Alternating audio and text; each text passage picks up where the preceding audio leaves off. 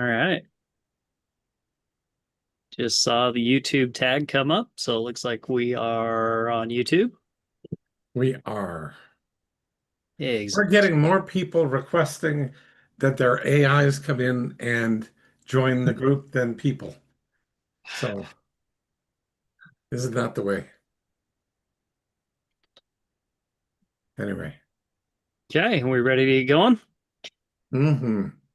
All right, I'm gonna share my screen and hopefully everyone can see that.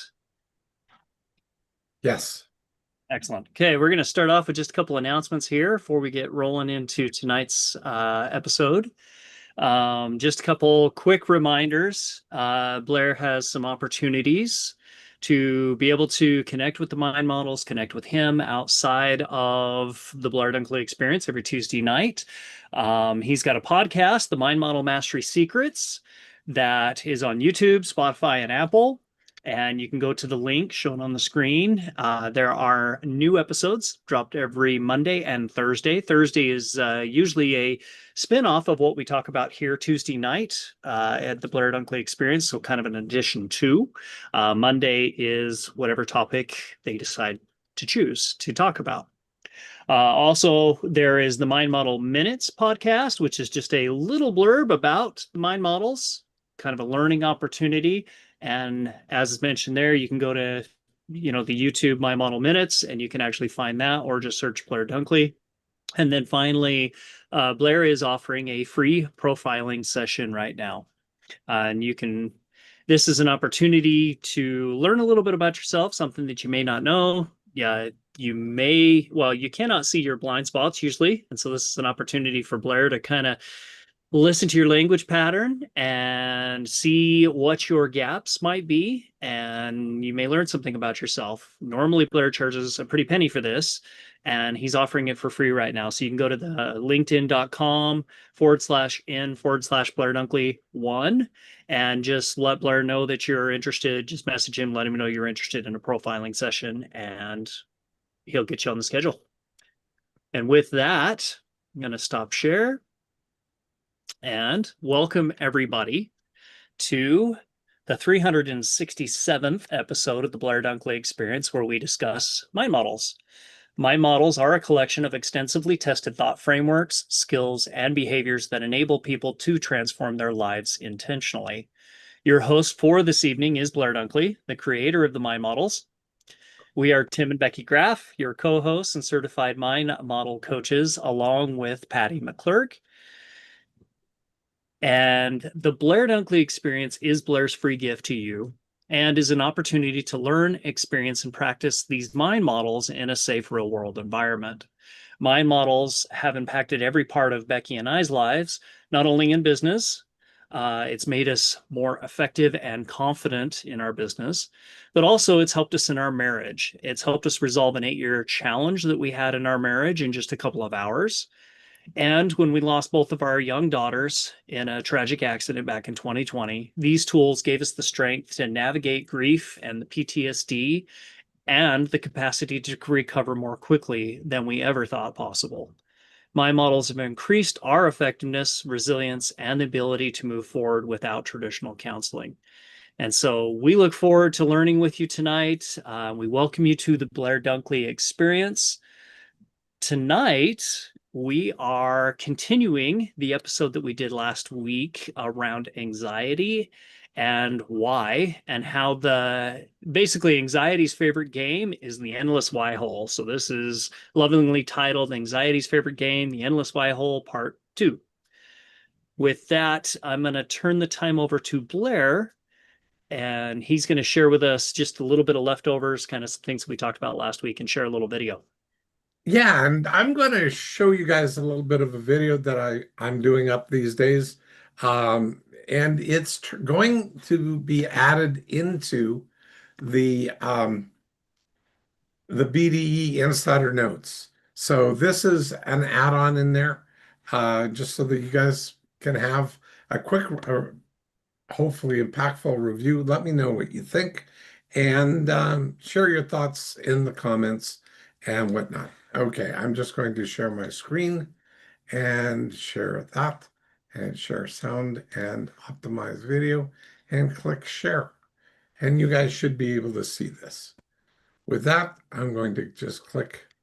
Welcome to The Explainer. Today, we're going to tackle a really common mental trap, one that keeps pretty much all of us stuck from time to time. And even better, we're going to build a clear step-by-step plan to get out of it. Okay, let's just dive right in. You know that feeling, right? You're stuck in this loop of negative thoughts, just going over and over and over the same problem, but you're not getting anywhere. It's kind of like you've checked into the Why Hole Hotel. You know, a budget escape from reality where the room service only brings you more blame and the lounge serves up bottomless excuses. So yeah, there's actually a name for this feeling of being totally and completely trapped. It's called a why hole. Think of it like a black hole for your energy. It's fueled by asking questions that aren't actually looking for solutions. Nope, they're looking for justifications. When you're in a why hole, you're not trying to solve the problem. You're basically just looking for reasons to stay stuck right where you are. And a why hole has some very clear characteristics. It is always 100% based in the past. It just floods you with emotion before you can even think logically. And that's what creates that classic stuck feeling and just fuels this endless cycle of excuses. And this is a really, really key distinction to make. When you're in a why hole, you're not just remembering something that happened with some healthy distance. You are reliving it. Your brain's emotional center just fires up as if the whole thing is happening right now with all of that original intensity. It feels real. So the big question is, how can you tell when you've actually fallen into one? Well, luckily, the source material gives us some super clear warning signs to look for, both in ourselves and in other people too. You'll probably notice how these signs are all about that escalating negative emotion and defensiveness. Your language might get really accusatory, your mind just kind of freezes up, and you might even have this weird feeling of needing to be understood, while at the exact same time refusing to let anyone actually understand you. It's a real trap. Okay, so now we know the problem and we know the signs. So how in the world do we get out? Let's take a look at the escape plan. It's a pretty simple 3-step process, and it uses these specific frameworks for each stage, all designed to break that cycle and shift your focus from the emotional past to the actionable present. So it all starts with awareness of what's going on inside you. Then it moves to gaining perspective by separating yourself, the other person, and the situation. And finally, it ends with taking effective action. We're going to focus in on that last step because it uses a really powerful framework to get you unstuck and moving again.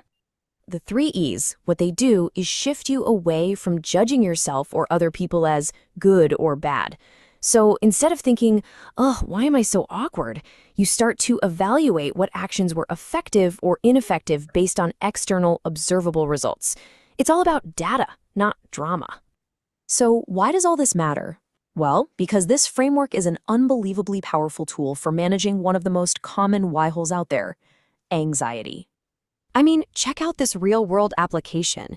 At its core, social anxiety is just a type of why hole, where you're constantly asking yourself, why might they judge me? Or, oh my God, why did I say that? You see these patterns, right? The constant fear, the mental replays, worrying about stuff that hasn't even happened yet.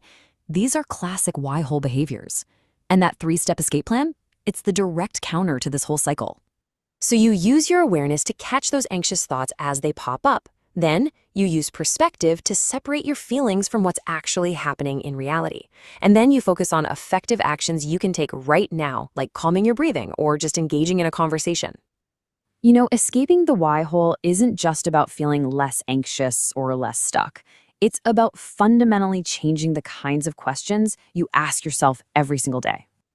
And this slide just shows that core shift perfectly. You're moving away from asking, why is this happening to me? Which is a question that only looks backward for blame. And you start asking, what can I do about this now? And how can I move forward? These are the questions that actually build solutions. So ultimately, the big takeaway is this. By recognizing the why hole and using this escape plan, you're not just solving a problem. You're opening up brand new possibilities for growth, and you're reclaiming your power to act in the present. Thanks for watching.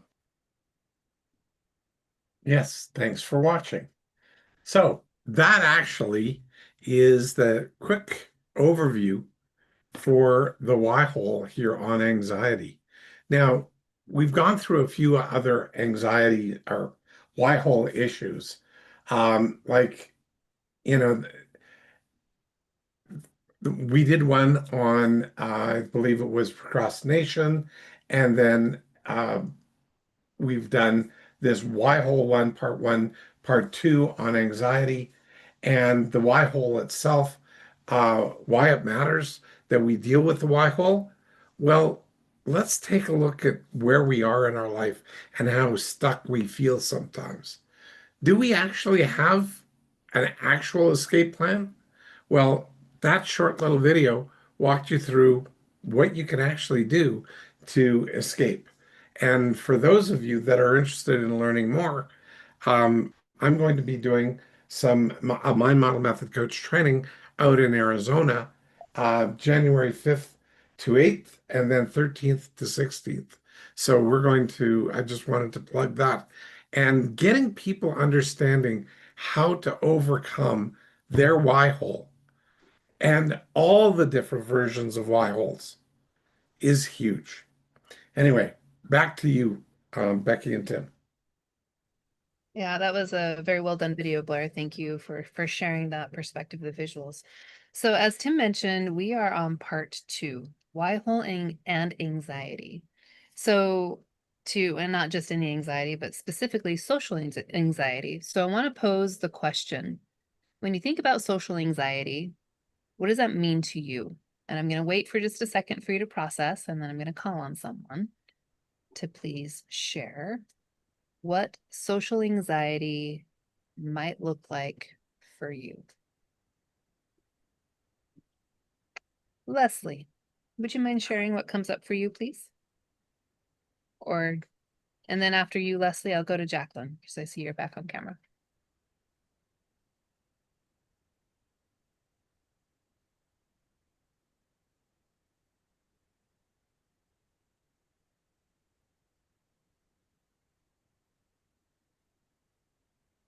I think it's being in a situation where there are others in that environment that have previously caused you a lot of stress, a lot of inefficiencies, a lot of narcissism.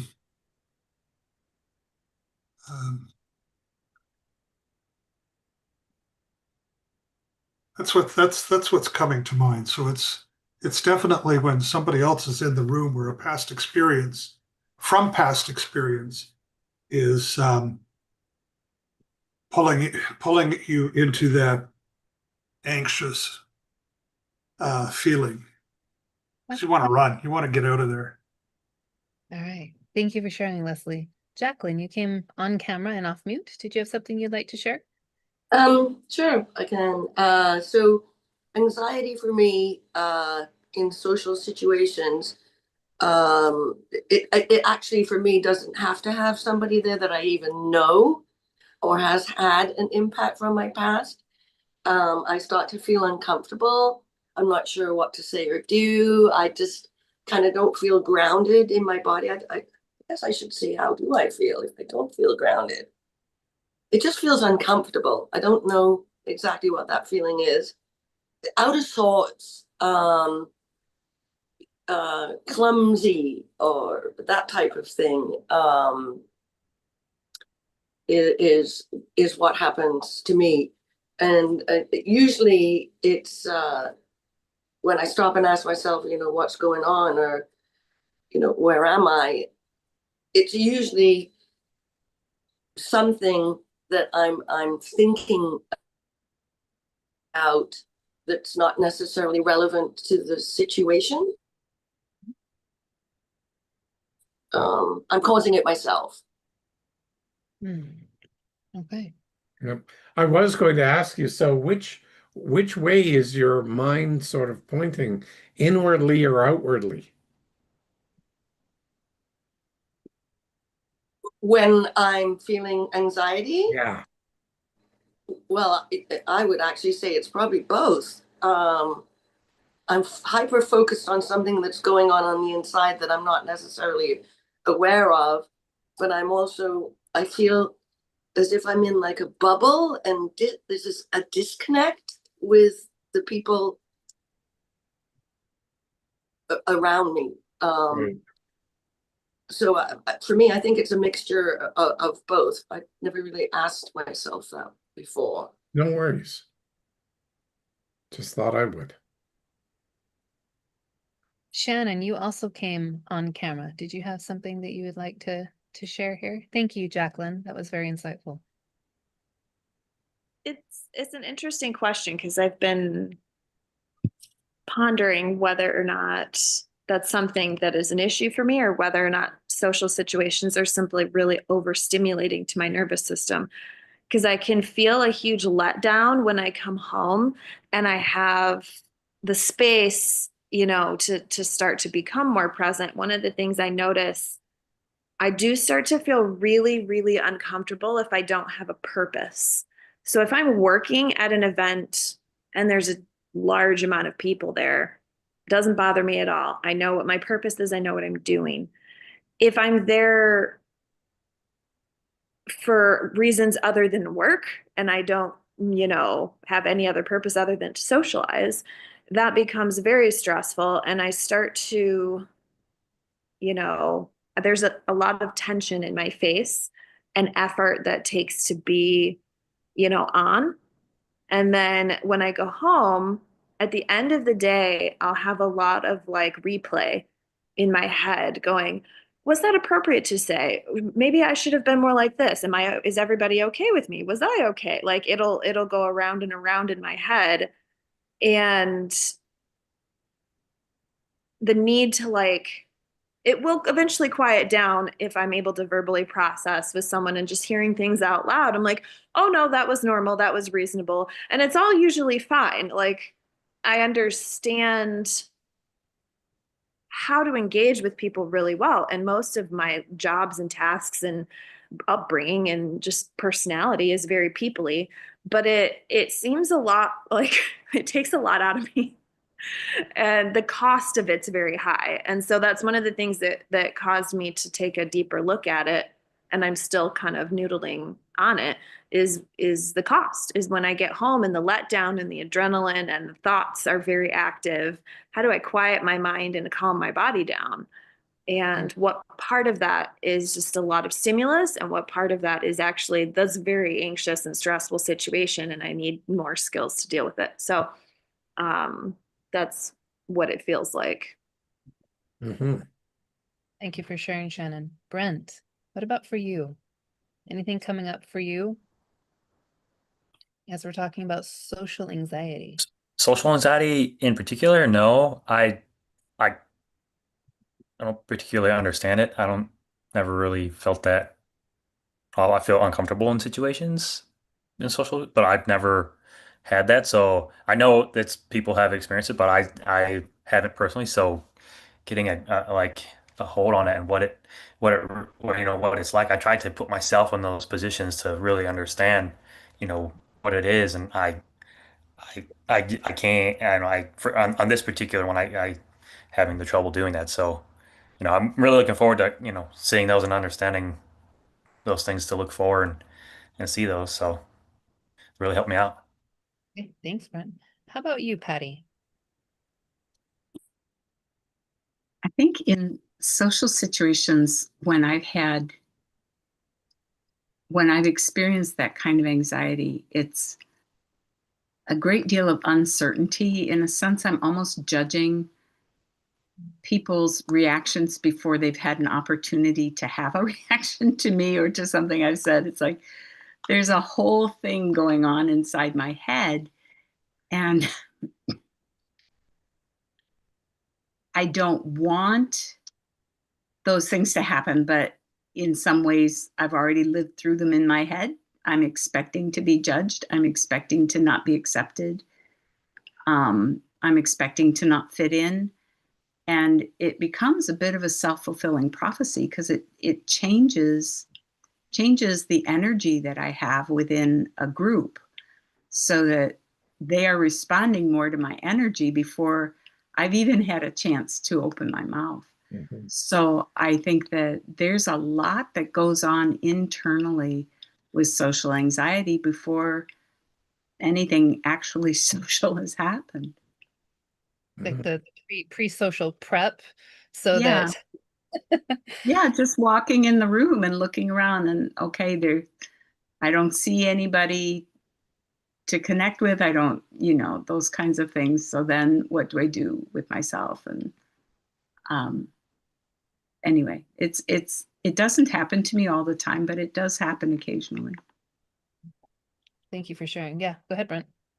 Pick up there, like Patty, was it like expecting to experience something before it comes to fruition like that? Is that Yes. like as a Yeah. summary, just as Yeah.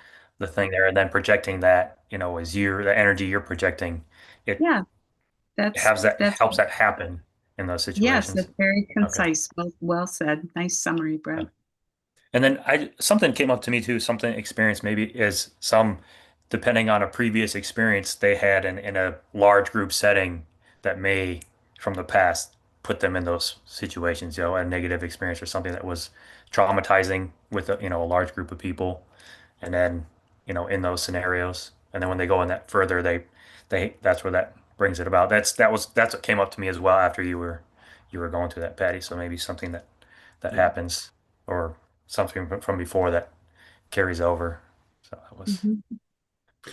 One of the things that I noticed, I used to have a moderate amount of social anxiety, especially when I was younger. Um,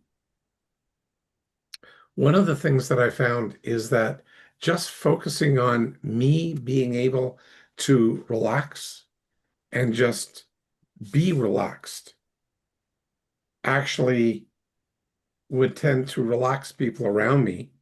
Mhm. And it's sort of a self-fulfilling prophecy. If I was tense and expecting things to get tense, then I'd create more of a tense environment. But if I just relaxed with it and sort of just accepted what was there, had some acceptance of the situation, a little bit of self-acceptance thrown in, and just worked at understanding where other people were at and being understood for myself, I noticed my anxiety going down a lot to the point where I could walk into fairly new situations and not actually feel an anxiousness, but feel, okay, there is a tension in the room, but I don't feel that I need to be party to that tension.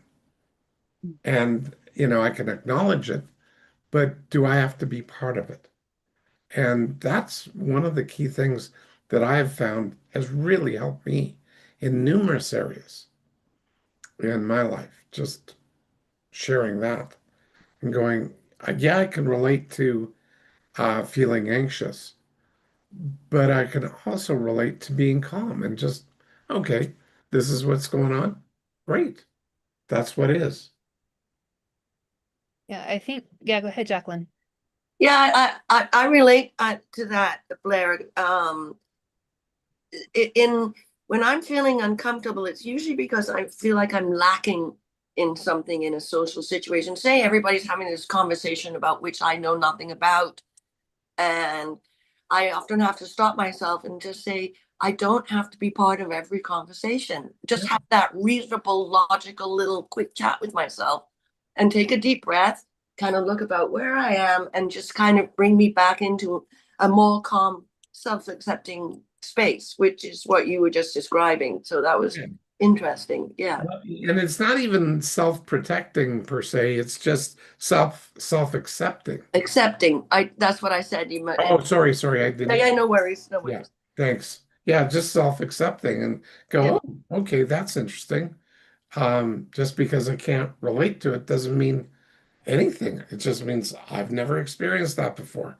And Mhm. that generally gets my curiosity going. Yeah, and that's one of the ways sometimes like I will in like sometimes I'll attempt to get into the conversation with a question, but if it's really intense, I don't go, oh well, what I have to say is not important, which where I might have gone before.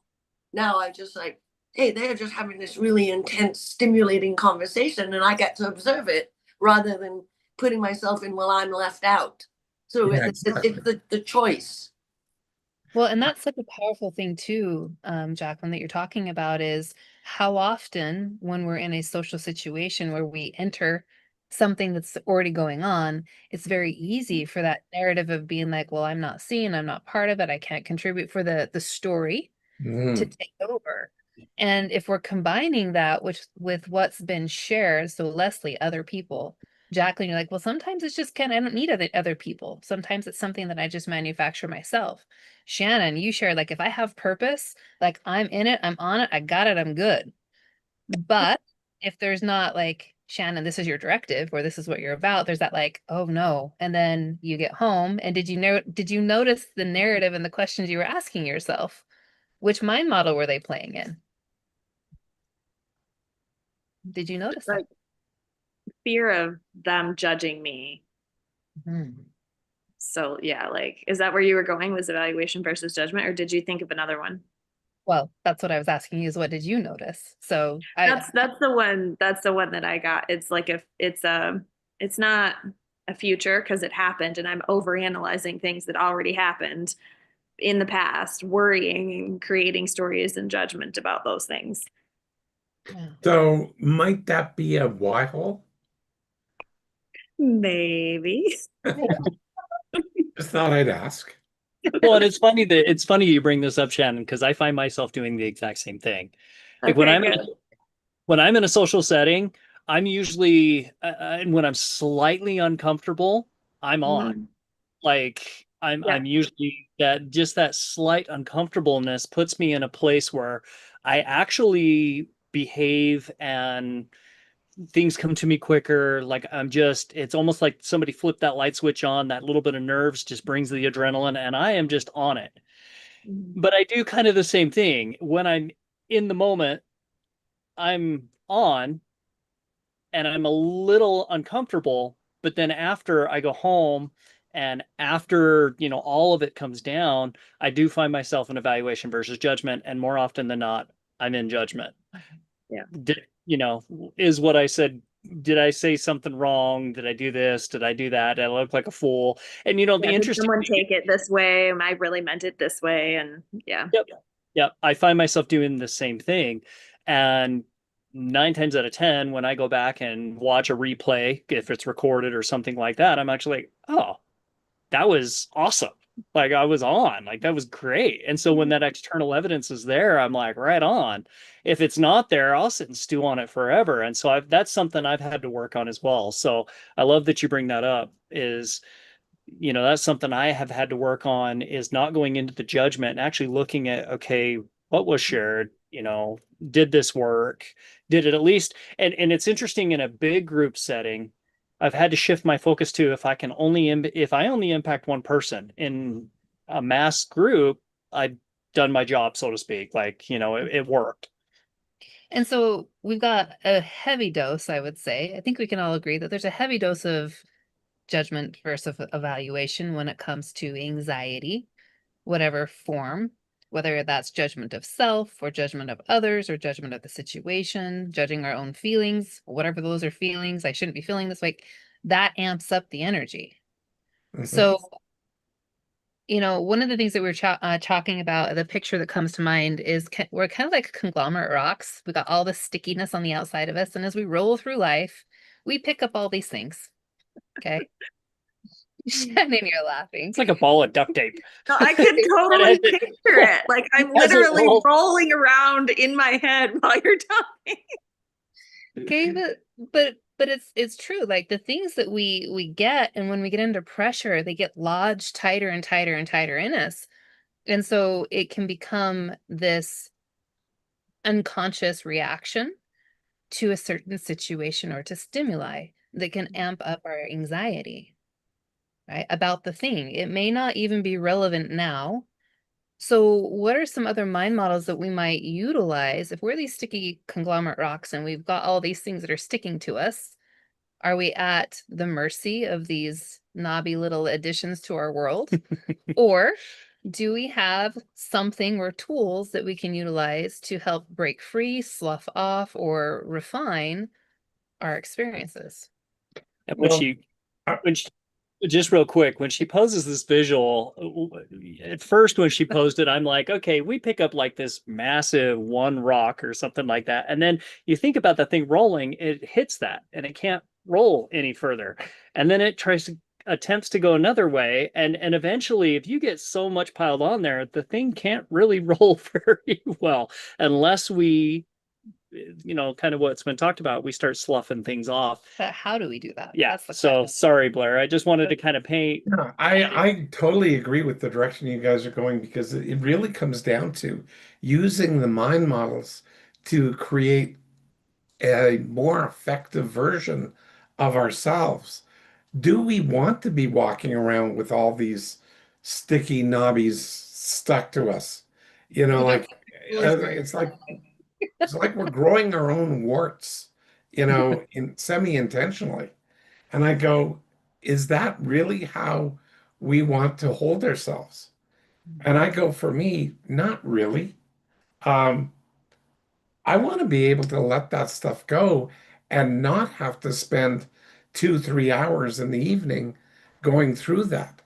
And that is set like, in fact, I had a couple of calls today, and that's really what it was about, is like, how can we sort of equip ourselves so that we can master the well, fairly natural accumulation of all of this crap that we're picking up, but then turn it into something that's more consistently effective for ourselves. And that's really what it comes down to, is what can we do to master this, and it's not even armor. It's just a more natural way of being. What do we need to do? Leslie, what do you see yourself as being able to do differently so you don't have to hang on to that stuff? Um,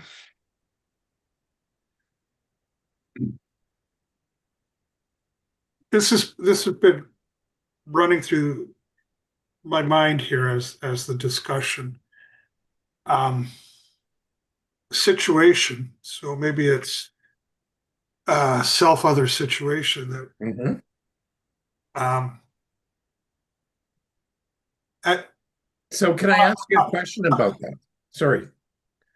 Can I ask you a question about that self-other yes, situation? So what were you hearing and focusing on? Self, other, or situation? situation. Yeah. The situation was that in coffee after church, you're standing around, you're talking to somebody, and then inevitably there's a couple of people that just walk up, interrupt the conversation, and start spurting out what they want to talk about. And I think it's not a very nice behavior. And when they stop to take a breath, um, what I've done is something totally absurd, totally unexpected and it just puts them into a position of pause and thinking about what it is that they've done. And depending on who I'm with, um, there's a lot of hunters at our church. So it's the line that I've come up with is, gee, we were talking about effective slaughter of animals, of deer. It's, it just throws that person that interrupted into such a different aspect that they stop and they think about, it puts them into a position of thinking of what they're doing. It does. Now, Is it polite? I don't know.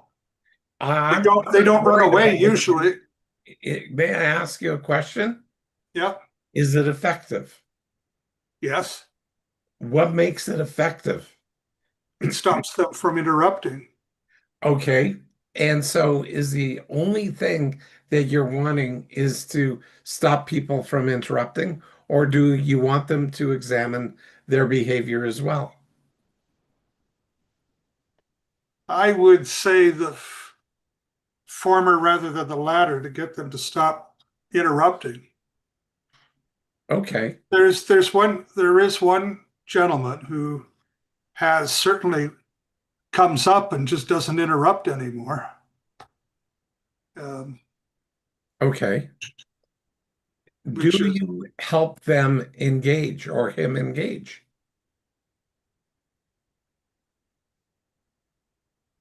yes, I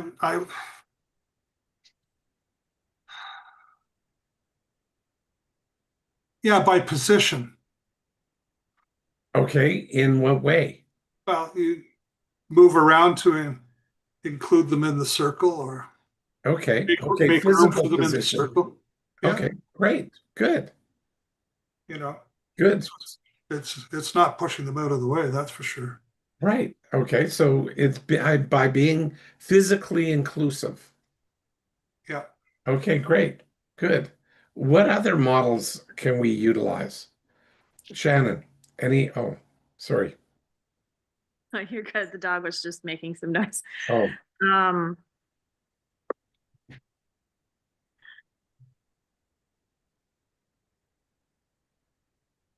I think that when the first thing that pops into mind for that is, for me, is perspective and how to move my own camera lens around from person to person and think of something to say using that, and trying to put myself in a different person's shoes usually gives me some tools, but I so don't know. I don't know. I usually in groups and situations like that, I usually end up, from a social anxiety point of view, I usually just end up being very quiet and keeping everything on the inside. So I don't know if I'm the best person to ask about that.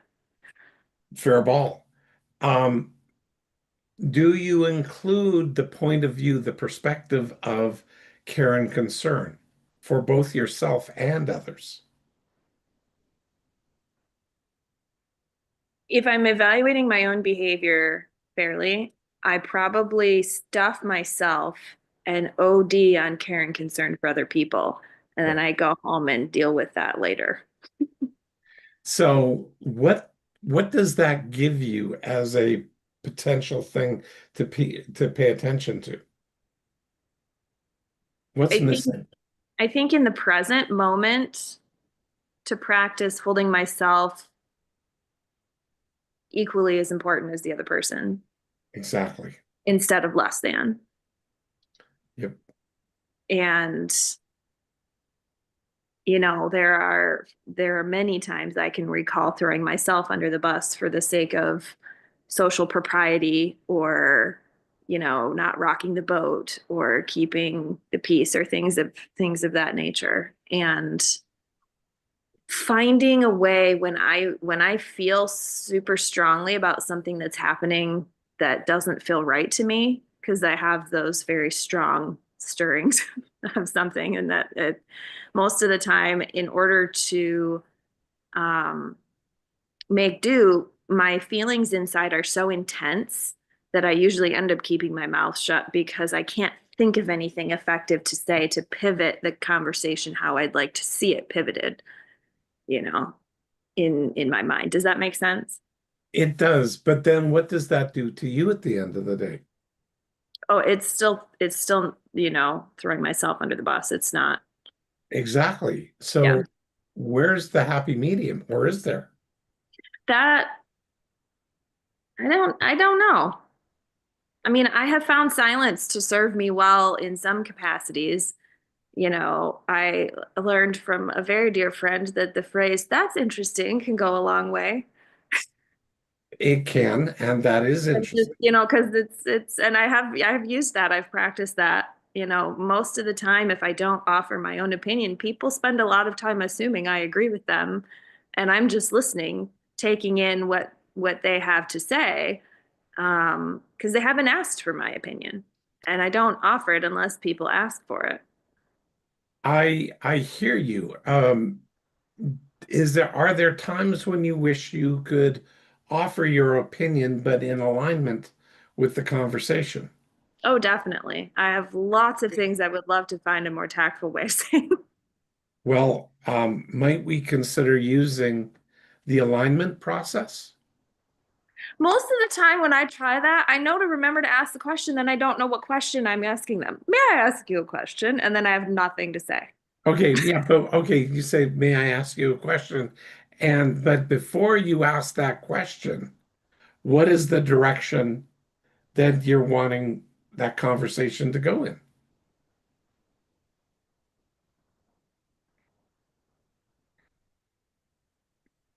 If I'm being if I'm being honest and I'm going through things that happen in my everyday life, let's say I have a particular view or opinion on something, that I would really like to share and be heard.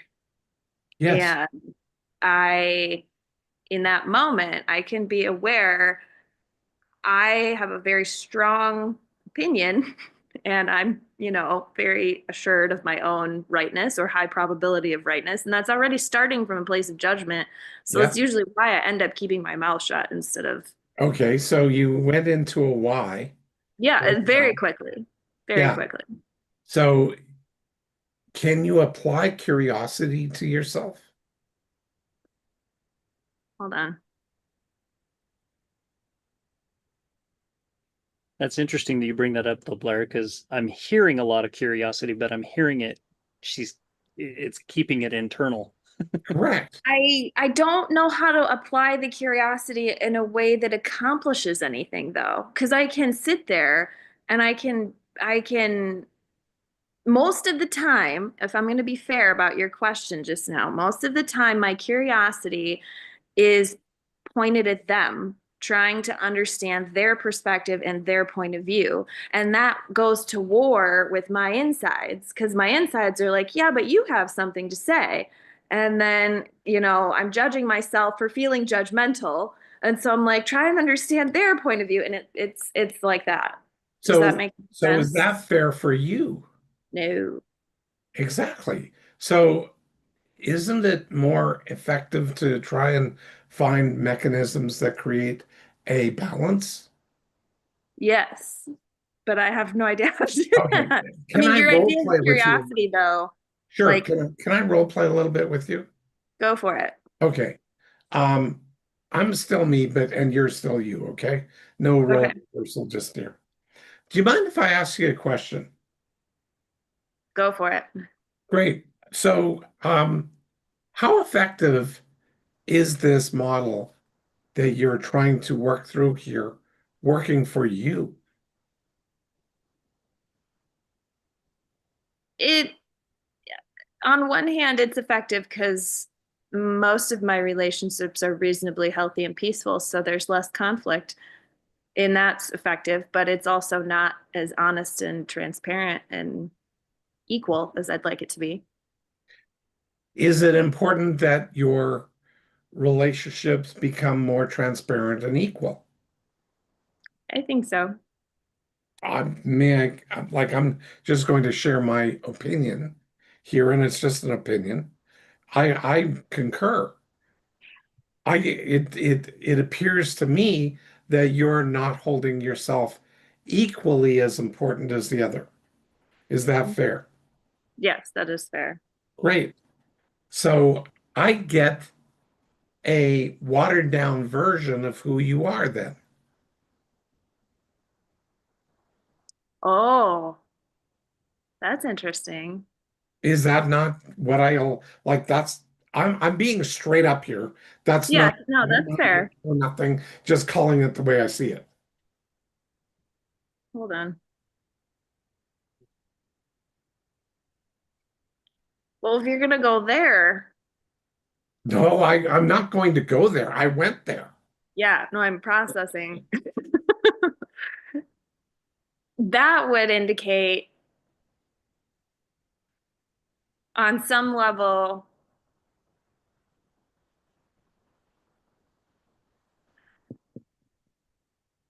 that I'm either like holding back on purpose because it's like Right? Or, some for some reason. well, actually, you're holding back for two potential purposes. What do you see as the purpose for then keeping? There's two. Okay, one could be that you're holding back on purpose to maintain the status quo. The other one is you think you're better than me, so you don't want to beat me up or have me feel embarrassed because Hmm, you're smarter than me. So you're protecting me from you.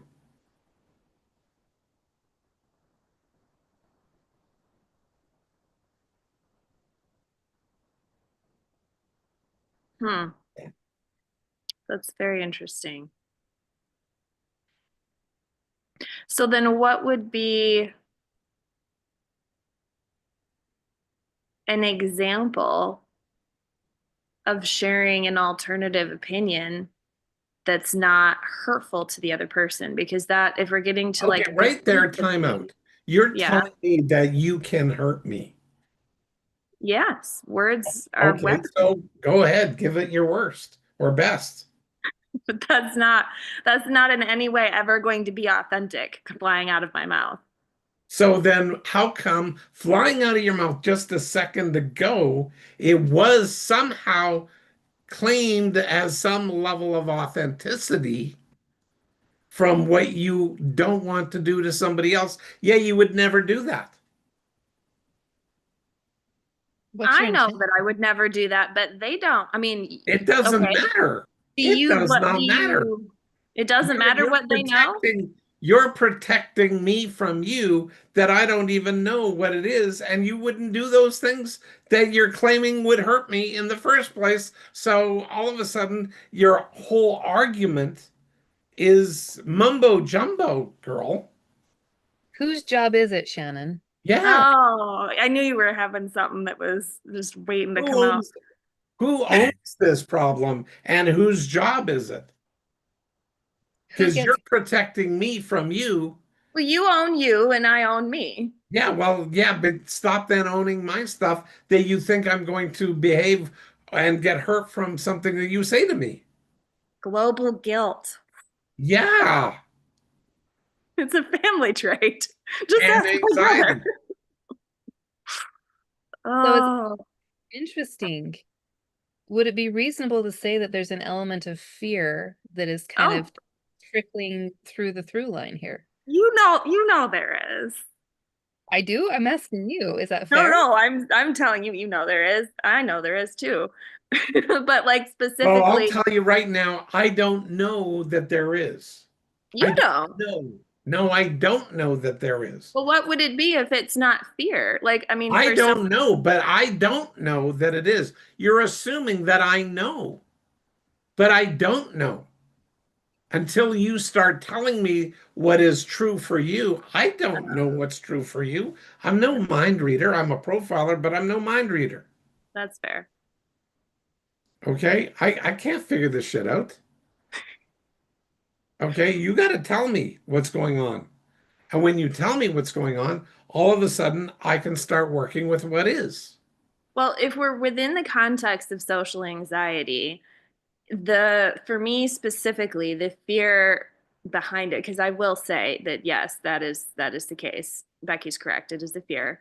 The fear would be, if something flies out my mouth, that would create an isolating situation. Basically, whatever comes out my mouth creates a big rejection situation or Sure. leads to more aloneness. If we're looking at the antithesis of like society and social and connection, and then like what Colin was saying last week about, people need that connection in a really deep way.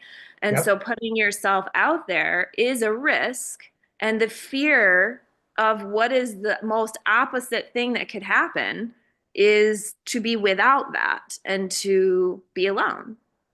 I mean, that if you're going, if I mean, and that's Absolutely true. It's something that's happened to me fairly, well, not recently, but moderately recently. You're right. and so to be able to share, you know, and I do appreciate your point because it's important to not present a watered down version of yourself. You know, I've worked too hard to be alive and to be here. And authenticity and vibrancy is incredibly important to me. And for that to not be carried through in an authentic way is shortchanging everybody. But to find a way, like to un Okay, stop right there. Okay, I'm gonna call bullshit. To find a way yes, to is another discover a way to, process. okay, to me, I'm hearing, correct me if I'm wrong, to edit myself so that I become palatable for somebody else's model of the world.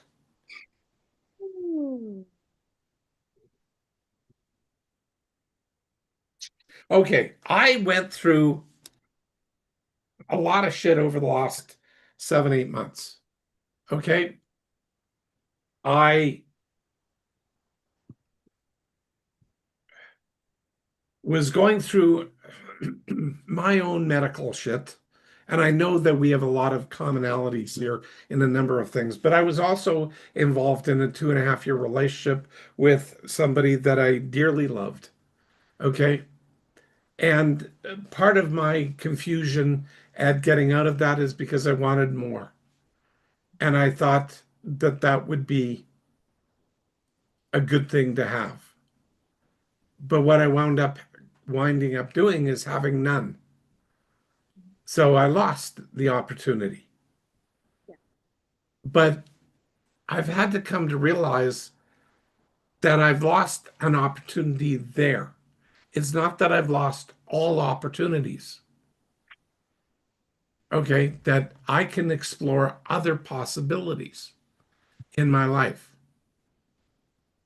So if I'm accurate and true to myself, all I can do is put out what I'm looking for and see if I can't find more of that.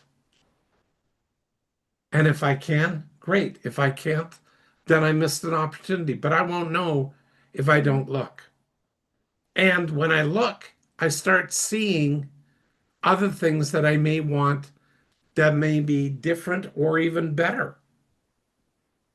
I don't know what I'm going to find.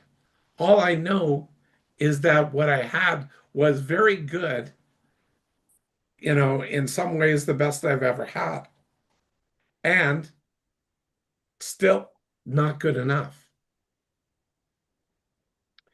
which means I was selling myself short and not and accepting where I was before. Now, life isn't about perfection. Life is about getting, for me personally, this is my rant, not you. So don't think I'm trying to teach you something here. I'm not. I'm just sharing my stuff and going, I get anxious that I'm never going to find somebody. I mean, I think it's the great bard went out there, Shakespeare said, to have loved and lost is better to have never loved at all. Something to that effect. Okay. And I go, yeah, that's true. But to have loved and lost, to have the opportunity to find more is really what it's about. It's not to give up, it's to explore possibilities. And one of the biggest possibilities is exploring me, the truth of me, and me being purposeful, and me being connected to me. I think that that's huge. Well, that gets back to your being, becoming friends with yourself on a deeper level that we had discussed ages ago, and then Yep. intermittently throughout the last year, and the roots of self-confidence and what that is rooted in, and building that And that was what we discussed at the beginning of today, and how when you were talking about um, focusing on being relaxed, you also were talking about acceptance, and that Yes. self-acceptance gives you something to start with for being calm. And one of the things that in social situations that I do struggle with, it's time does something very weird. And I can relate to what Tim was talking about, how you kind of become on and then it just goes. And then when it's over, you like try and take it all in. And so the role of staying present with yourself through the whole thing seems like one of the foundational chunks of. I agree. I can relate to Tim's nervous on. Mhm. But what I'm working, well, more than working towards, but feel like I'm in the process of mastering is a relaxed on Hmm. of just being me. Okay. Like tonight, our notes were, um, Becky and Tim, mostly Becky was going to be doing the teaching. Who's been doing a lot of it tonight? Me. How come? Because I relate to this and I'm relating to it a lot. And my part here is where does social anxiety come from? And it's got Blair in the show notes. So to go in here and, its root cause, your past why hole, a past future loop from fear. It can be, but do I want to be focusing on the past future loop and the relive versus remember?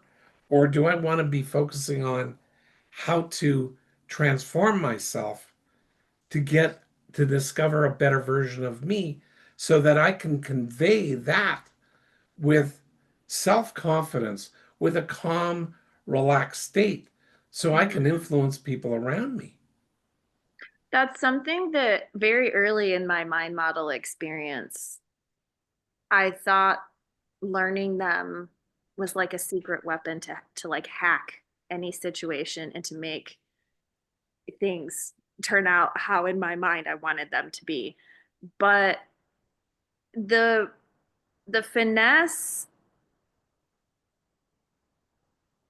and I think what you were saying loops back to curiosity, but finding a way to apply curiosity, I guess this is going to be weird, but in a non-judgmental way. Can I And use make curiosity a flip as it a weapon. at the end of your thing? Like you said, Yeah. you wanted to hack it in a way that you could make it be what you wanted it to be, more or less. Yeah. Okay. Well, I wanted to do that, but I quit that decades ago. All I want to do is to discover when I do this stuff, how does this unfold in this situation? Because I'm not smart enough. And I'm coming from a universal God, divine entity. I'm not God. I'm not the universe. I'm not that divine entity. So I don't know how things are going to turn out, but I want to be party to see how they turn out. And how can I share my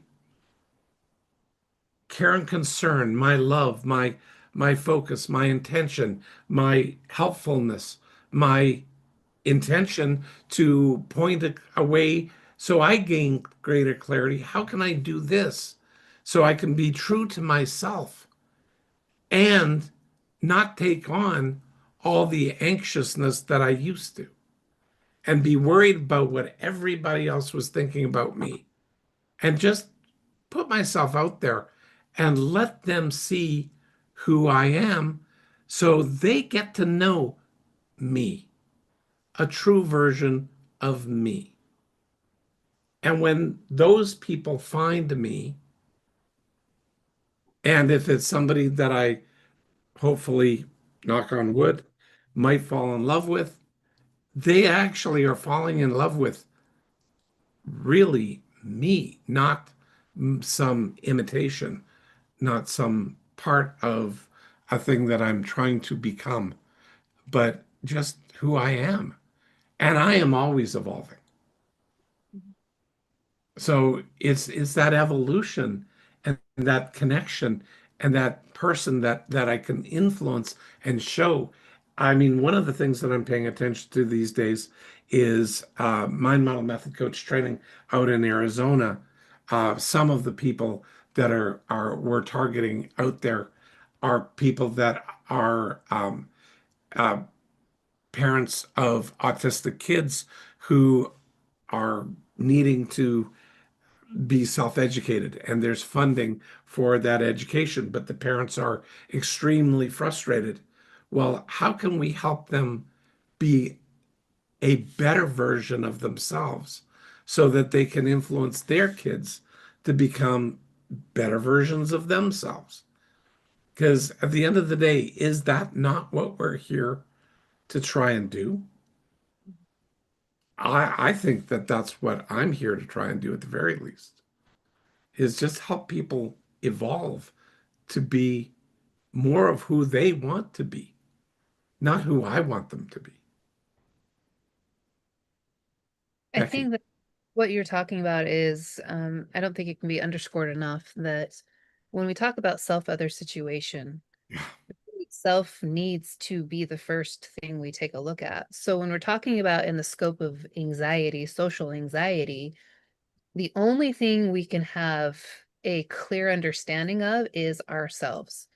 We can make up tons of, we can make up tons and do make up tons of stories about the situation or others involved, sometimes ourselves, as far as, what's actually relevant here. And that story, Blair's been very generous in sharing like how that might show up, like situations, dating, those kinds of things. Shannon, you as well, Patty, Leslie, even Brent, and Jacqueline, you guys all shared kind of how this might or has historically shown up for you and your understanding of it to this point.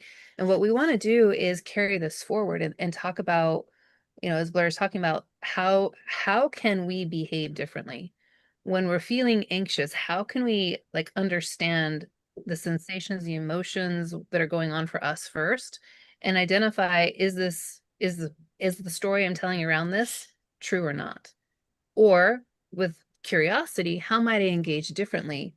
Um, as we were talking about prep kind of stuff, the difference between anxiety and, actual social anxiety, and Brent, this may hit for you, is, what's the difference if you're just shy or you're experiencing social anxiety, or is there a difference?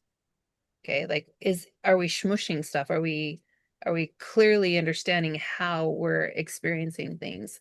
And one of the things that came out of that is, when you're shy or just introverted, okay, introversion is maybe you recharge alone, you can push it out and you can be with people, but then you need that downtime to recharge yourself. But you're not in a Y state, so you're not going into it like amped up. Oh no, I need to walk the right way. I need to talk the right way. I need to say whatever expectations that you have of yourself based on your judgment of the situation and others. If you're not in that space, then what's the difference? Um, when you're just shy, you're okay being separated. Like you're okay having that time alone. You don't need to socialize. That's not something that you necessarily need. When you're in a Y hole, shyness is not necessarily just a temporary thing. It's not a like I'm uncomfortable kind of thing. It's amplified by the Y. And that's where that story train, you hop on, you catch your ticket, and you ride that thing until you choose to take an exit. And a lot of other things pile on, and it can get pretty big and be amplified over time. So I wanted to just, I'm going to copy these in the chat. I'll read a couple of them out loud, and then we probably need to transition into wrap up. But a couple of external things or internal things that might point to social anxiety is your physical responses. So racing heart, sweating, trembling, blushing in social setting. That's one for me.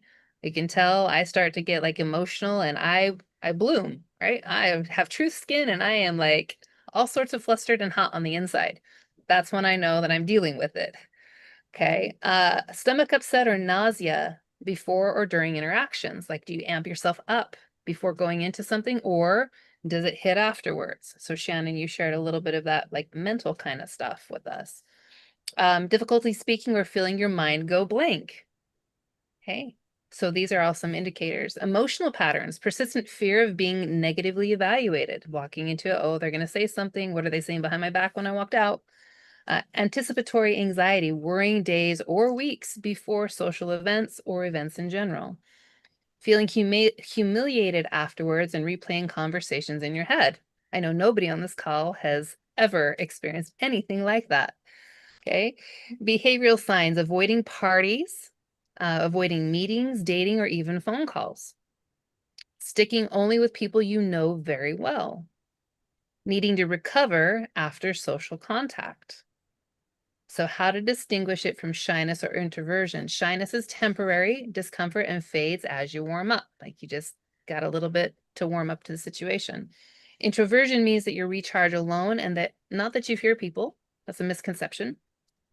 Social anxiety, by contrast, creates persistent fear, self-consciousness, and avoidance, even when you want to connect. Okay. So a self-reflection is asking yourself, and these are some things that I'd like you to take away from and just noodle on, is are you or do you ever find yourself avoiding situations because you fear embarrassment or judgment? If so, when and how? Is this fear out of proportion to the situation? So again, is it inflammatory? Have you inflamed your perception of what it might be? And does it limit your work, relationship, or goals? Just something for you guys to journal on and think about in your own world as far as where this might be showing up. And then 4 steps specifically to help you move through this. Again, mind models are very powerful things. And if you notice that you're like, I'm dealing with some of these things, all is not lost. It's just an awareness. Knowledge is power, especially when you couple it with mind models, because then you can actually work through these things. Is start thinking about the mind models that we're talking about and how might you employ different ones to start getting traction. Okay. Don't self-diagnose. Join us on BDEs. Let's talk about what's coming up for you, much like Shannon and Blair did tonight. Thank you again for your generosity. Externalize somehow. Write it down. Notice what's coming up for you. Get it out of you. How is your body reacting? Where does it feel like and where? Think about things that have worked to calm you in the past. How might you employ them here? And if you don't know, there's a great thing called Google or ChatGPT or us as a community that can help you with that. And then start taking measurable social steps. So if you're finding that you're avoiding meetings, how might you engage differently to test, to see how you might re-engage? Gentle exposure, evaluation so that you can retrain yourself. I actually experienced this personally. I really struggled with social settings, meetings, anytime my voice was to be heard or I perceived it was going to be, and the expectations I had on myself were tremendous. And there was a period of time where I started making excuses to not show up to a meeting. And I justified it 6 ways from Sunday, okay? But it was because of the anxiousness of how I felt I was going to be perceived. And the way that I overcame that was, first of all, acknowledging what it was I was feeling, what was actually going on, not the story behind it, and then making a commitment and choosing to show up to the meeting. Camera off, but I was there. Okay. And then it moved to camera on and I was there. And then it moved into, participating. So it was an incremental thing, but the way that we did that, or the way that I did that, Tim's giggling over here. He's just smiling at me. I can see it in the camera. He watched this happen. This is a real thing. Was really what we touched on in multiple places is clipping the assumptions and getting down to what is, like Blair's mentioned as well tonight, naming and describing my feelings about what was actually going on, and then using IBER to create a very functional plan to work through that. Mhm. So with that, the last thing that I'll leave is Blair had shared this. All anxiety is perceptual in nature.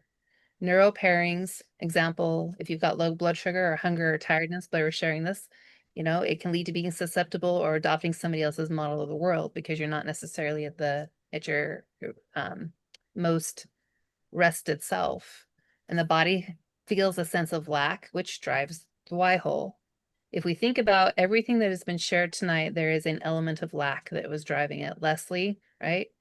feeling those feelings from situations before, Shannon, and Jacqueline as well. We don't necessarily understand the lack unless we take a moment and a time out and find out, get curious, employ curiosity. So anything else anyone would like to add before we roll into wrap up? I No? think The we're only ready thing that I want to add partially is, when I was saying, when I was at Life Skills College and I was going through tough stuff, I could go through tough stuff, and then all of a sudden, about 45 minutes before lunch, that tough stuff became a brick wall, like I was hitting a wall. And like I was terrible. I didn't, nothing was working. And eventually, um, my partner, uh, Jackie, just said to me, or sorry, Victoria, Vicky Jolin said to me, Blair, are you sure it's not just hunger? Oh my gosh, I'm starving. And yes. And she says, and when does this happen to you? Well, between 30 minutes and 45 minutes before the end of the class, right before lunch, I'm hungry. And she said, well, then start noticing that. Like, see what's going on. Because that's when I would dump on myself because I didn't get everybody right where I wanted to do it. And everybody wasn't tied up with a perfect little bow on them at the end of the day. And I was beating the crap out of myself because I was hungry.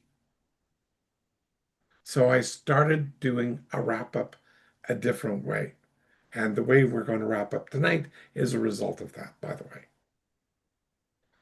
I need to ask them how they perceive it, not me filling them in on what I think is happening.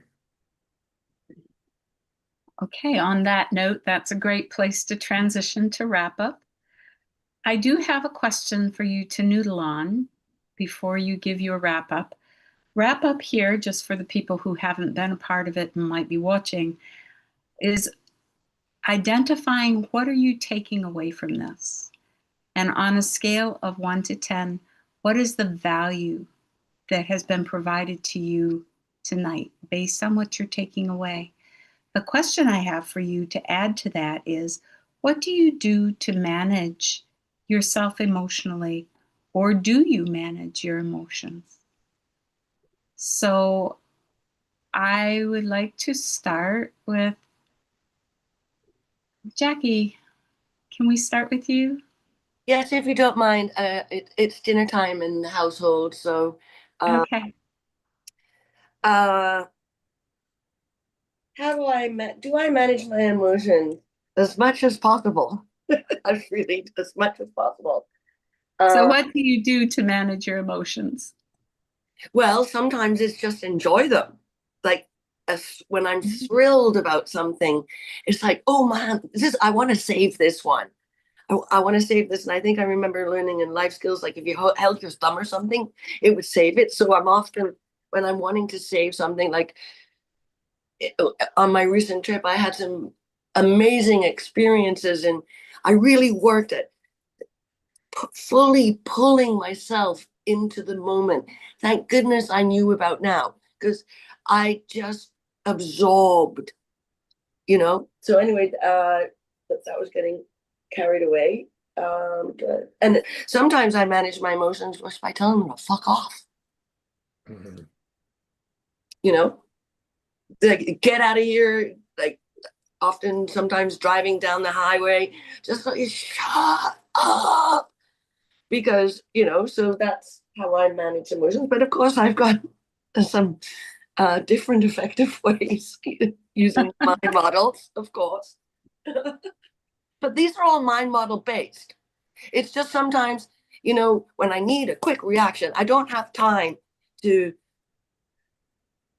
fluffing fought around and trying to like go figure out. It's just shut up. That's it. What else am I feeling right now? Okay, so manage emotions. What am I taking away? Everything that I've just said.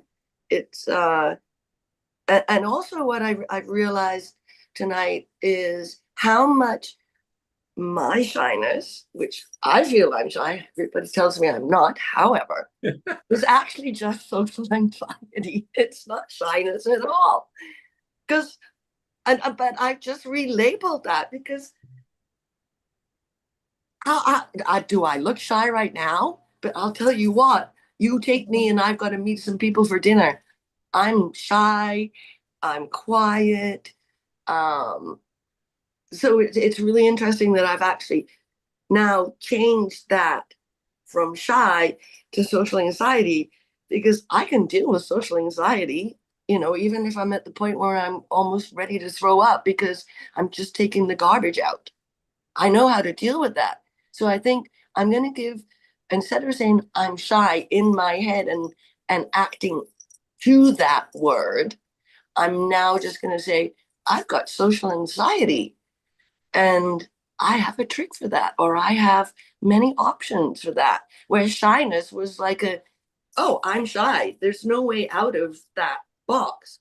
But the Right. social anxiety is now, it's just social anxiety. I mean, I think I've never wanted to have social anxiety, but I much prefer social anxiety over shy because it wasn't fitting my personality really.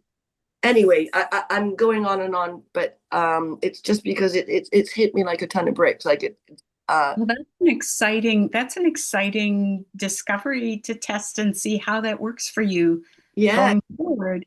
yeah, Maybe I was going to say, if you have an experience using your new names and labels, I'd love to hear about it next week or the week after, whenever yeah. you've played with that and tested your new names and labels. I think that's very exciting, Jackie.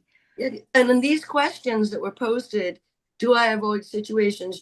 Does fear like, okay, does it limit my relationships? Is it a situation out of proportion? Well, yes. And this is all back to the fear, it's just all internal. Mm-hmm. Anyway, Yeah. I And definitely will you've get got back tools on for that. that. I'm so excited to try this out. I'm gonna see how I react. It's going to be very interesting to see how much I try to buy into my old stuff of like pulling myself back into. It's just shy. I'm just shy, like and keeping myself accountable to the social anxiety. Yeah, that's Anyway, very exciting. it was Anyway, a nine out of a nine for me tonight. I okay. am gonna take the computer upstairs and kind of like be sitting in a so I'm listening. But thanks so much. It was a great show. Thank you. Thank you, Jacqueline. Really appreciate it. Leslie, would you like to participate and wrap up tonight? Yes, thank you. There's just so much tonight. Um, that's a 10 for me. Um, Shannon and Blair, your interaction. I mean, I'm hearing it and it just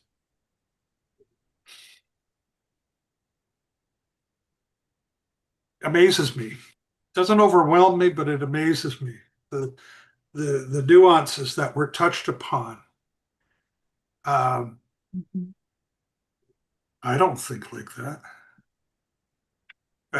So it was a very deep learning. I'm going to have to watch this one again. The question, what do you do to manage yourself emotionally? Well, it's tough because all my emotions are right there on my sleeve. I That's just my nature. I am an emotional person, and um, So how do you manage that? What do you do to manage that?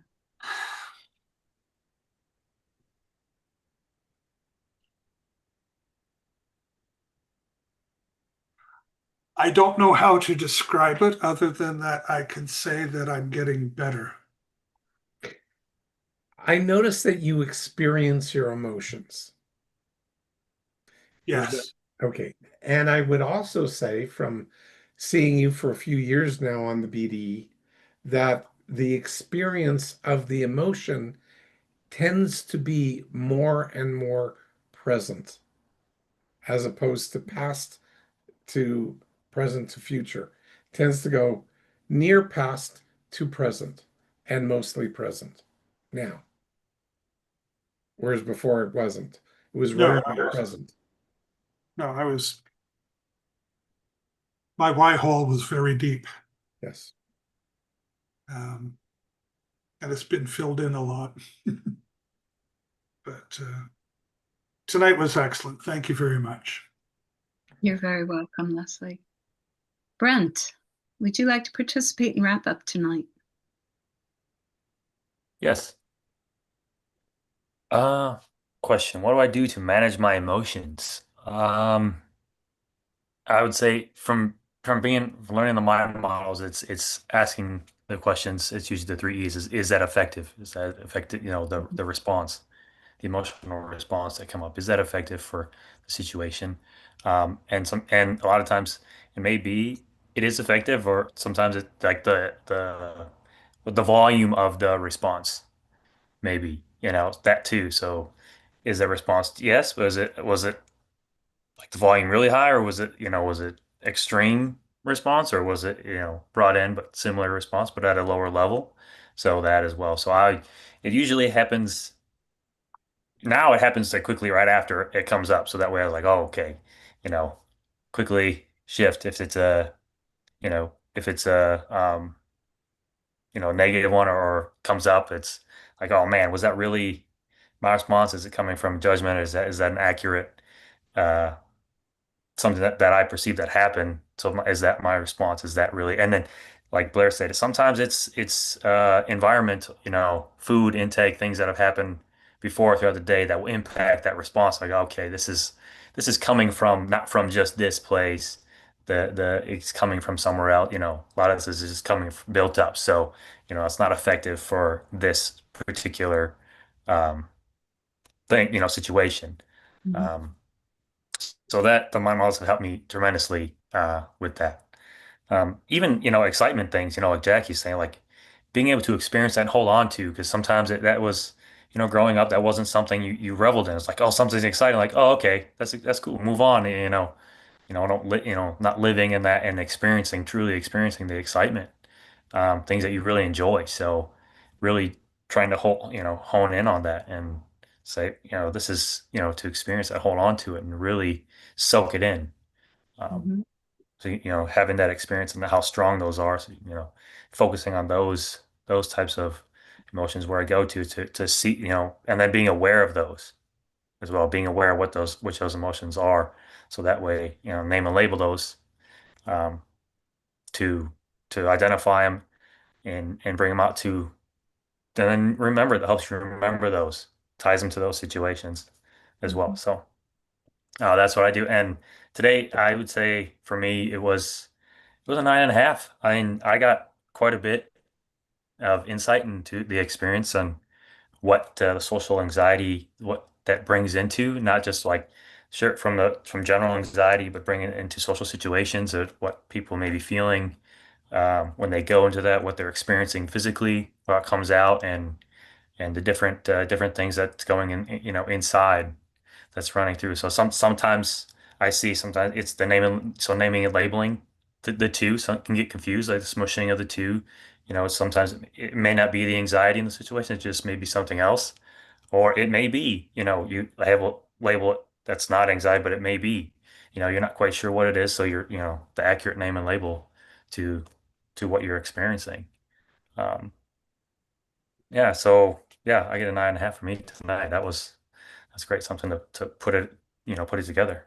Thank you. Thanks a lot, Brent. Cool. Shannon, would you like to participate and wrap up tonight? Yes, ma'am. I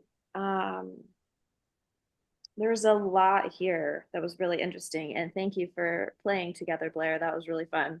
And I was reflecting on that, and I was thinking, even a couple years ago, I don't think I could have like stayed present with that and learned with it all the way through. So that was really fun to update and be like, actually, I was tracking, I was like with it, and I could honestly say there were no emotional pits or anything that I fell into. I was seeing and with you the whole time. So that was really fun. Even though there were Becky, hills and earlier you valleys, said, hmm? even though there were hills and valleys, there were Yeah, not any emotional pits. yeah, yeah. Yeah. That was really cool. Yeah, it was. Your comment, Becky, about an unconscious reaction to a situation or stimuli. And it made me think that, like, we talk a lot about what fires together, wires together, and it's easy to think about the big things. Like, wow, and I have some of these big things, a really traumatic experience in this environment, and I have no desire to go back there. And that's great. But the little, there's little firings and wirings throughout our life and our upbringing. Was there a time when I was really authentic and open with my emotions and my responses? Did that receive a positive or negative response? The things that accumulate over time that feed information into your brain and create a wiring. And then the tools we have to challenge that wiring intentionally and to realize, like you said, I don't want to share a watered down version of myself with the world, and to have the tools to live fully and to be able to make a difference in the world with the things that we've learned and know. I mean, our life, we each have different kinds of life experiences, and it's kind of like gathering treasures, and we take those with us forward. And to be able to share those with other people is an incredible gift. And so it's, sometimes you hear louder and less informed people getting across and wonder what's the barrier. And then some of the things we took a look at today allow the good things to go forward too, and to be able to have the courage to face forward, grounded in the present, I think is really important. Your comment about focusing on like a relaxed on versus a keyed up on, that was a great contrast. Um, and Becky, your comment about starting looking at self first.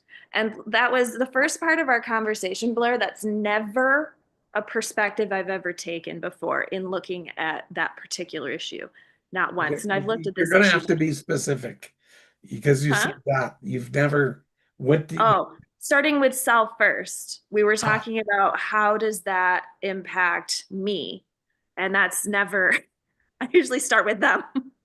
yep. And so it was a really cool to put your comment and her comment together. Because that remembering that Notice particular that you part of the just, SOS. I had to ask because I didn't know who you were talking about. Yeah. So you left yourself out of your own comment of you starting yourself first. Only thing, it was so unclear. I didn't know that it was you. Yep. We'll keep, well, to be continued. More mind models Oh, to be used and to be continued. Oh goodness, yes. This was an incredibly packed evening. The question that was asked, what do you do to manage yourself emotionally? Without any tools, years ago, that used to take the form of a lot of anger. And that was my indicator that I needed to learn more about myself. And through all of the mind models, the awareness and ANPU specifically, awareness, notice, all of that, I have found breathing and meditating to be very helpful. I am expanding my vocabulary. There will be moments where I'll pause and I'll be like, this is a place where words need to go for emotions. And I'll pick out a few generic ones and I'm like, no, that's not it.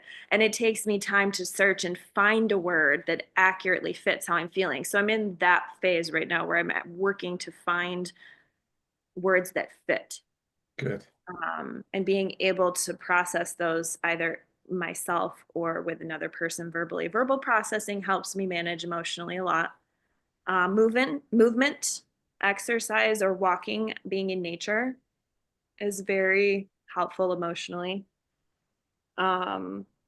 but it's interesting because some of the things that I have developed as an adult, in order to communicate those and translate those to a young person, because I'm working to help my nephews learn about their emotions, and that's requiring some next level naming and labeling and finding a process, because it's been a very gradual evolution for me, and I'm still very much working on it. And to be able to hone it enough to teach someone else who's small and is still learning about the world, that's something I'm currently, it's a very timely question because it's one that I think about a lot and want to get better at. So yeah, but right now those are some of my things. This was a 9 tonight. I will end and move on to other people's words. Thank you, Shannon. Really appreciate your willingness to play with Blair tonight, to give us that kind of example and watch us have you process in real time was very helpful. So thank you for that. Yes, it was. Thank you. Becky, would you like to participate in wrap up? I will. So the question, what do you do to manage yourself emotionally, or do you manage your emotions? Naming and labeling and describing feelings are near and dear to my heart, tied in with a nanpoo, starting to be aware. If I start to feel amped up about something, that kind of pulls my attention, very similar to what Shannon shared, like exercise, outdoors movement, driving for me is a fantastic way for me to cycle through. Sometimes it's, well, not sometimes. There's always an element of externalization involved in some form or fashion to be able to work through it and maybe, get some time and space and distance. Tonight was, so that was how I do attempt to often manage, facilitate, redirect my emotions instead of bottling them into a Molotov cocktail explosion bomb, but like I used to. Tonight was very rich. And again, I appreciate everybody's share as we talk about social anxiety. Again, it was really cool to kind of watch Blair and Shannon, your interplay, Leslie, what you shared as well, and Brent, kind of like that awareness that that's not something that you personally, but your openness and wanting to know more about it as you work with other people.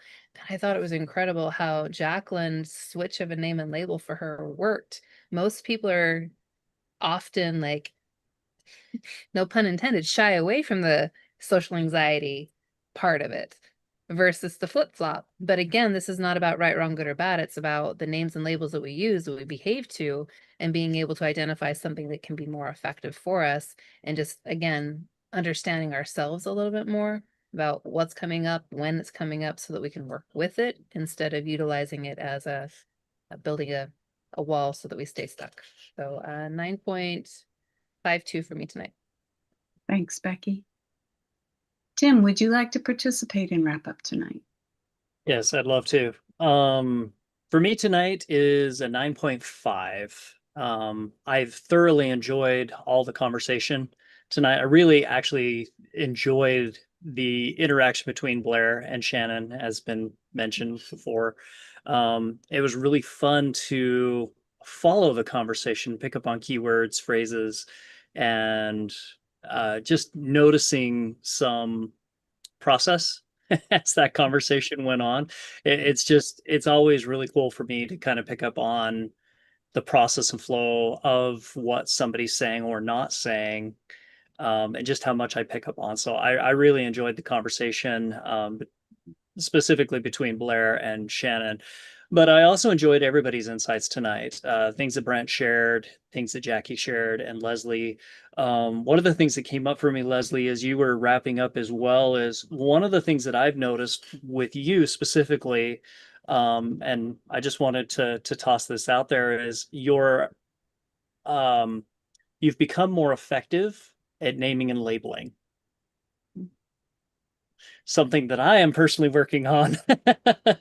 So, the question tonight with what do you do to manage yourself emotionally, or do you manage your emotions? Honestly, I look back a couple years, I was not the best at managing my emotions. Usually my release of emotions was through music.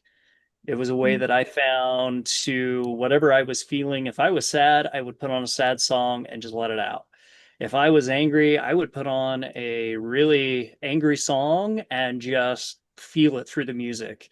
And so music became kind of my outlet for releasing those emotions. And it worked, but it wasn't the most effective way of doing it. I've actually found now that I go to, much like Brent said, I go to the three E's. And more specifically, is this effective or ineffective? Or I ask myself, actually, the question is this working for me? Or is this not working for me in the moment? And then one of the things that I've gone to, which thankfully my wife has introduced me to, a lot of this is her asking questions, is what are you feeling? And so then I get to go into the naming and labeling. And I found that at first it was tough, but the more I've actually really asked myself, what am I feeling? And then diving into the different emotions, looking at lists and things like that, that I've become more effective at naming and labeling. And that has really helped as well as time has gone on. So yeah, really asking myself, is this working for me? And if it is, great, I'll feel it, describe it, let it go. And if not, sometimes I do park it. If it's not working for me in the moment and it needs to be handled later, I'll park the emotion and then circle back to it later on. Um, One other thing that I just wanted to mention that really worked for me tonight, and I found it fascinating. Blair was talking about the calm on, Mhm. and I was talking about the little bit more of an uncomfortable on. The interesting thing is I heard Blair, he's working towards that calm on. I have found that actually that little bit of uncomfortable on really works for me. If I go into a calm on, I tend to get a little more lax and I'm not as effective as I am when I'm a little more uncomfortable. And so I've actually found that kind of pushing to that edge of just slightly uncomfortable really works for me. And so it was just interesting to hear the difference, kind of that compare and contrast there. So, yeah, that's me. Okay, thank you, Tim. Blair, would you like to participate and wrap up tonight? Absolutely. So yeah, for me, yeah, it was a good night. Uh 9.8. Shannon, loved working with you, playing back and forth, doing our stuff. Um, yeah, giving you stuff to really noodle on there. And it was also fun I was watching your face and Leslie's face on some of those questions because I could certainly, I wasn't intentionally shooting bank shots, but I was certainly seeing that I'd say something to you and Shannon, and then Leslie's face would like, I never thought about it that way. Like, that was fascinating. So for me, the more like I wound up getting into a discussion about being authentic. And that was one of my early calls this morning. And I noticed that I can be passionate and authentic, but sometimes my I get feedback that by me being passionate, I'm seen as aggressive. And so what I want to do is I want to find a passionate calm, a purposeful calm, and link it to not having for lack of a better word, a sleepy calm. I don't want that. I want to be on, um, attentive, focused, intentional, and definitely I'm wanting to be authentic and influential. And I cannot, I get concerned with some of the feedback that I've gotten over the years when I'm too on. Um, And I found that I would drift into becoming defensive too quickly. But when I'm going forward with the people that Jessica was sharing with me today, and then going to because she's working with parents that are teaching autistic kids or kids on the spectrum, and I go, I have a nephew, Anthony, and I cannot be aggressively or be perceived as assertively on. I have to be curiously on and dive down there. So I want multiple ways of being on is what I'm getting to. I'm not advocating that um, one's better than the other. I'm saying I want flexibility so I can be how I can best be authentic to me and portray myself effectively to others. So that's my takeaway. So, do I want to manage myself? Yes, I do. I want to manage my emotions. And I'm going to say effective as to time and place. So, Okay, I want it to be appropriate and effective. sounds good. Thank you, Blair. For me, one of the ways that I manage my emotions is the power of choice combined with the 3 E's. So I'm looking at, okay, this is not the only thing I'm feeling. What else might I be feeling? And what do I choose to feel? What do I choose to give my time and attention to in terms of a feeling? So that's one of the ways that I manage my emotions. Tonight has been a 9.5 for me. So many valuable insights. Um, what I'm really curious to notice in myself going forward is I don't own social anxiety as a constant state for me, but I can say I recognize myself in the symptoms in situationally specific areas, and to embrace the idea of different kinds of on that you were talking about. The what gives me the ability to be my most effective self in a situation, and what does that look like? And so I'm really curious to explore and test that as a going forward kind of thing. So with that, Becky, would you take us out? I will. Just 1 second here. All right, you guys. Thank you so much for hanging out with us again. This is probably the highlight of my week. 90 minutes packed with growth opportunity, different perspectives that help us learn how to apply mind models in a way that is effective for us, that helps us overcome the perceived limitations or things that may be keeping us stuck. So as we wrap up tonight, just wanted to do a couple announcements. We, per usual, do not get through everything that we prep for these.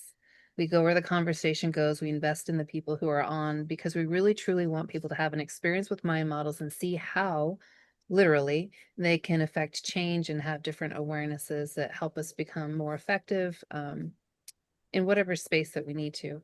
And so the BDE Insider's Notes is something that Blair's put together for an opportunity to go deeper, to get access to the full bulk of the material that we prepped, as well as that bonus that he shared earlier, those videos that will be going into it.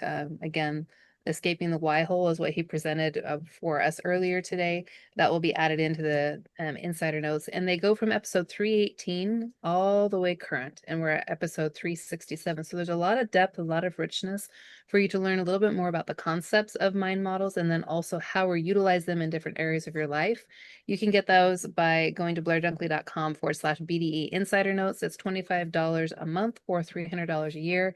Highly, highly, highly, highly recommend that you get your hands on that so that you can go deeper than we're able to go on these Tuesday nights. Also, as Blair mentioned at the beginning, if you didn't catch it, he has an opportunity for people who want to come to Mind Model Method Coach training in person in Arizona. Dates are January 5th through 8th and the 13th through 16th. Again, if you're wanting to go deeper and cut your teeth on a way that you can't get anywhere else on the planet, highly recommend that you come to coach training. It is an incredible experience to really hone your skills with mind models. Again, mind models are not just I'm going to go and learn it and be done. They're identifiable, duplicatable, and repeatable. They're applicable multiple places in life consistently. It's a skill set that you're developing that you will never lose and that you can continually enhance. And so highly recommend that. Blair's also provided additional resources. He's got Ultimate Mind Hacking on Amazon, as well as Phobia Freedom Formula. So if you're looking for more information on mind models, mindsets, how does this actually work for me in real life, those are some places you can go. Amazon, you can Google Blair's name or the names of the books, specifically Ultimate Mind Hacking or Phobia Freedom Formula. And again, you guys, we love spending our 90 minutes with you every Tuesday night. We're here Tuesday at 7 p.m. Mountain, 9 p.m. Eastern. Please make sure you mark your calendars. Don't miss. If you're out there on YouTube, make sure that you subscribe so that you can join us live. You can get access to that because we do stream live on the platform. And if you would like to join us here, there's ways for you to actually join us via Zoom. So reach out to Blair at blair@rewiringthemind.com and we can get you information on how you can register for these, or you can go to go.rewiringthemind.com/weekly webinar and you can join us here in person and have the experience with us in real time. Appreciate each and every one of you for your contributions, for everything that has been shared. Again, the dynamic group we have here is what makes these things so impactful, and we look forward to seeing you next week. Have a wonderful rest of your day or night, wherever it is you're tuning in from, and we'll catch you next week. We'll see you. Bye-bye. Here, everybody. Bye. Bye.